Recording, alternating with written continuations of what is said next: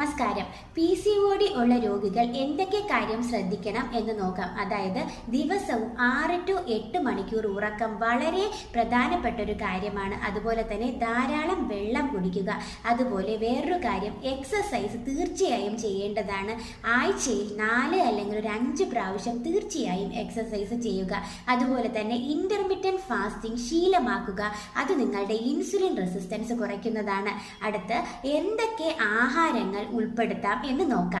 പഴങ്ങളും പച്ചക്കറികളും ധാരാളം കഴിക്കുക. അതുപോലെ തന്നെ ഇലക്കറികൾ ധാരാളം ഉൾപ്പെടുത്തുന്നതും നന്നായിരിക്കും. അതുപോലെ തന്നെ മുട്ട, മത്സ്യം, അതായത് കറി വെച്ചുള്ള മത്സ്യവും വളരെ നല്ലതാണ്. അതുപോലെ nuts, flax seed, chia seeds, അതുപോലെ തന്നെ ഈ പ്രൊട്ടീനേഷ്യസ് ആയിട്ടുള്ള ഡയറ്റ് കൂടുതലായിട്ട് കഴിക്കാൻ ശ്രമിക്കുക.